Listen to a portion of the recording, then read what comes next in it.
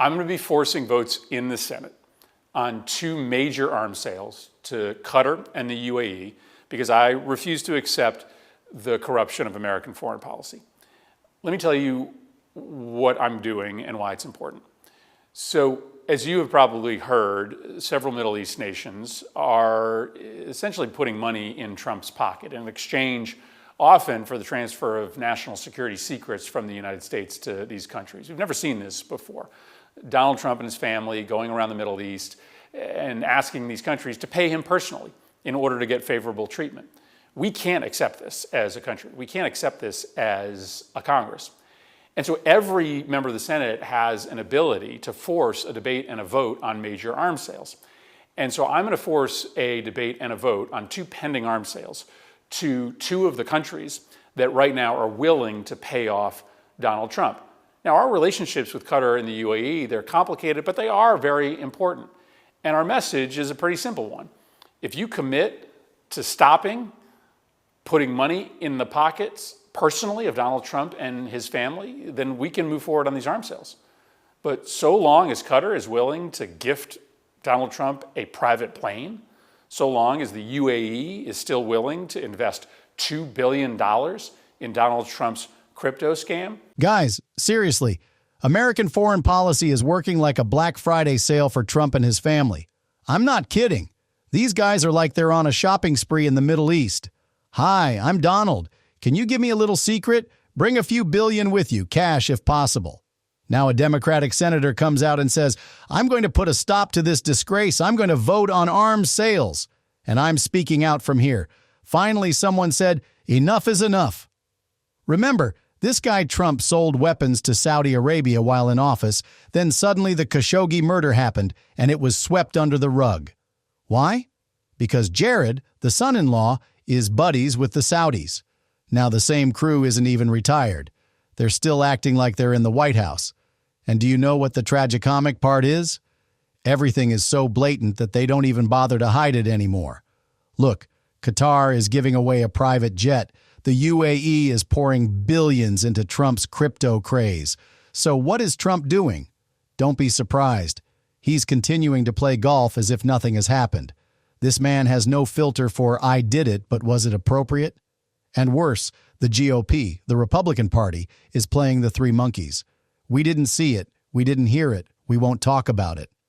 Come on, this country's foreign policy isn't a Trump Towers franchise. If these arms sales are approved, the message being sent is clear. Bro, get rich, become president, then sell secrets to any country you want, and you'll be set. This is the death knell of democracy. And this isn't just about Trump. It's an exposed, festering wound in the system. Now we must either close that wound together or all pay the price for that infection. If you want more content like this, don't forget to like the video, subscribe to the channel, and click the bell, because someone has to say these things out loud. I don't believe he is, sir. I think he'll What do you go think? until... What do you think, Secretary? Is he going to stop? Remains to be seen, Senator. Well, he says he's not. I mean, you know, this is the 30s all over. It doesn't remain to be seen. He tells everybody around what he wants to do. Are you familiar with his military buildup in terms of armaments? It's well beyond what we need to do to take Ukraine. Listen, here we are at another comedy meets tragedy moment. One person asks, do you think he'll stop? The other replies, we'll see. Seriously? We'll see? The guy is openly saying, I'll keep going. And you're still making assumptions about whether it will stop or not. Do you know what this is? The same thing happened in Europe in the 1930s. While Hitler was arming his army, everyone said, well, maybe he's just showing off, he won't do anything. Then what happened? Boom, World War II. And now someone comes along and says, this could be like the 1930s, but then just sits back in their chair. Sorry, but this kind of indifference isn't ignorance anymore. It's deliberate negligence. And the funny thing is, when you look at the man's military build, no one says, isn't this a bit too much? Someone gives the example of Ukraine, but again, the words just fall out of their mouth. What exactly are you trying to say? Trump may think this country's foreign policy is Call of Duty, but we don't have to live like that. So, his own company has collapsed. His crypto business is a mess. but his obsession with weapons is still through the roof. Why? Power fetish? Ego? Or to get more deals at the negotiating table? The answer is clear, but it doesn't suit their interests. Nowadays, phrases like, "we don't know" or "we'll see" aren't political responsibility, they're political complicity. This is a kid with cancer, one of the diseases the NIH doesn't have the funding to study anymore. And this is a kid who's been shot, which, despite being the #1 cause of death for children in America, is no longer classified as a public health crisis. And this kid, and there's really no other way to say this, is quite literally full of shit. And this is an adult who is also completely and unequivocally full of shit.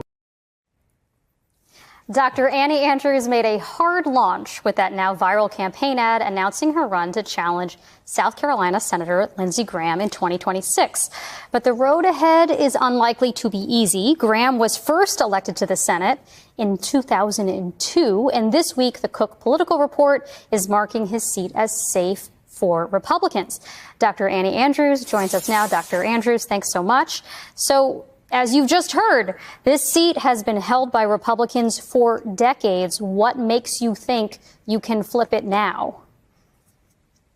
Well, I'm a mom and a pediatrician, not a career politician. Lindsey Graham, as you just said, has been in the Senate for 22 years. That's half of my lifetime. And over that time period, he's changed his position on nearly every issue. I meant what I said in that video, and I will stick to that. People in South Carolina are ready for a leader who will fight for them, not someone who will just do whatever it takes to hold on to power. Democrats and Republicans alike are tired of the chaos and corruption that we see from career politicians like Lindsey Graham.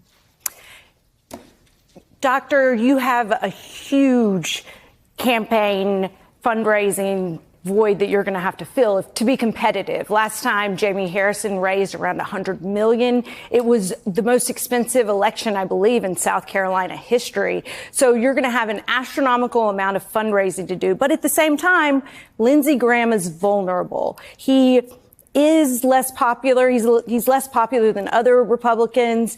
What is with his sliding unpopularity in South Carolina, where he is, his approval rating is at around 34%? And how do you plan to capitalize on that? Yes, Lindsey Graham is as vulnerable as he's ever been because he's as unpopular as he's ever been because he's as corrupt as he's ever been. He's been in the Senate for 22 years, and in that time, he has failed to deliver in any meaningful way for the folks in South Carolina. He has enabled every chaotic thing that is coming out of this current Trump administration, and it is directly harming voters in South Carolina, whether it's our auto industry, South Carolina farmers, South Carolina small business owners. People are feeling it. He's willing to take food off of kids' plates, gut our nation's Medicaid program, and watch prices spiral out of control, all so he can. So think about it, a child with cancer. But the NIH has no budget. Why? Because billions are flowing into weapons, billionaires' tax havens, and Trump's golf courses. Research for children with cancer? Meh. Children shot with bullets? Yes, gun violence is the leading cause of child deaths in America, but it's still not even considered a public health crisis. I'm sorry, but this country's priorities are so messed up that maybe squeezing in a few quarters would fix it. In this environment, Dr. Annie Andrews steps up, running against Lindsey Flip-Flop Graham with a viral campaign video. And to be honest, when I watched that video, I thought, finally, someone is saying, at least I'll speak my mind. Look, this woman is a doctor, a pediatrician, so she's dealing with real life every day. Graham, on the other hand, he's been in office for 22 years. When he entered the Senate, the iPod had just come out. And what has he done in those 22 years? He's changed his mind. Often. On every issue. He initially opposed Trump, then had a bromance with him, and now he's become a humiliated extension of him. He claims to be a statesman, but he's loyal to the powerful, not his country. And Annie Andrews says, I'm a doctor. I know how to listen and find solutions. I don't take PAC money. I meet with people face to face. And here's where we need to pause and think. When did we start choosing the loudest, the ones who raise the most funds, as leaders, instead of those who come from the people? Graham's approval rating is 34%, so his seat is slipping away, but it's still considered a safe Republican district. Well, maybe it's time for someone to come along and take that seat. If you're saying, enough is enough, like the video, subscribe to the channel, and click the bell, because if we don't speak up together, they'll always buy silence.